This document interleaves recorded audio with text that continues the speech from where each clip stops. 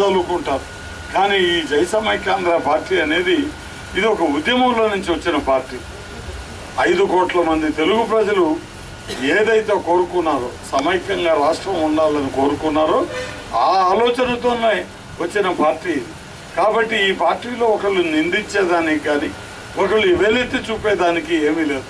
కాబట్టి తప్పకుండా కూడా ప్రజలు ఈ పార్టీని ఆదరిస్తారు. మరి అలాగే ఈ పార్టీ నాయకుడు కిరణ్ కుమార్ రెడ్డి, ఆయన్ని విశేషంగా చెప్పుకోవాలి. ఈరోజు ప్రతి ఒక్కరూ కూడా ఏదో ఒక పదవి కోసమే కొట్టుకు వస్తున్నారు. కేంద్రంలో చూస్తే భారతీయ జనతా పార్టీ, కాంగ్రెస్ పార్టీ ప్రధానమంత్రి పదవి కోసం పోరాడుతున్నారు.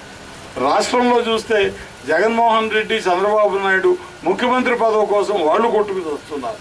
కానీ ఉన్న ముఖ్యమంత్రి పదవిని వదిలివేసి ప్రజల కోసం బయటకు వచ్చిన వాడు కిరణ్ కుమార్ రెడ్డి.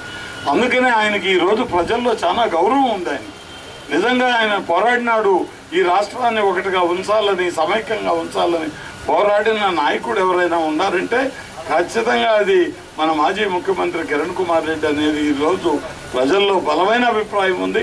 కాబట్టే ఈ సమైక్యాంధ్ర పార్టీకి ప్రజల ఆదరణ లభిస్తుంది. ఖచ్చితంగా నెల్లూరు నగరంలో సమైక్యాంధ్ర పార్టీ అభ్యర్థిగా ప్రజలు నన్ను ఆశీర్వదిస్తారు అనే ఒక ఆశాభావం నాకు ఉందండి. మీ పార్టీ గుర్తు చీపులు, ఆ చెప్పులు, మీ పార్టీ గుర్తు చెప్పులు, ఆ గుర్తు ప్రభావం ఎలా ఉంటుంది? సమైక్యాంధ్ర పార్టీ గుర్తు పాదరక్షం అంటే చెప్పులే. ఈ ప్రత్యేకమైన గుర్తు ఎందుకు ఎన్నుకున్నారని నేను కూడా అడిగాను. వాళ్ళు అడిగితే 5 కోట్ల మంది ప్రజలు సమైక్య రాష్ట్రం కావాలన్నారు.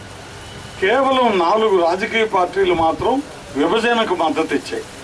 ఇంతమంది ప్రజలు, మైనారిటీ వర్గాలు ఇంతమంది కూడా విడిపోతే నష్టపోతాం, దయచేసి విడగొట్టొద్దంటే మన మాట లెక్క చేయకుండా, ఖాతరు చేయకుండా ఏకపక్షంగా కేంద్రంలో దుర్మార్గంగా మనల్ని విభజించిన దానికి ఈ పాదరక్షల గుర్తుకు తెలుగు వాళ్ళందరూ కూడా ఈ పాదరక్షల గుర్తుకు ఓటు వేసి మనకు అన్యాయం చేసిన వాళ్ళందరికీ బుద్ధి చెప్పే విధంగా ఉండాలనే ఈ పాదరక్షల గుర్తుని ఎన్నుకున్నారు. ప్రతి తెలుగువాడు కూడా దయచేసి ఈ చెప్పుల గుర్తుకే మీరు ఓటు వేసి మనకు అన్యాయం చేసిన వాళ్ళకి బుద్ధి చెప్పాల్సింది.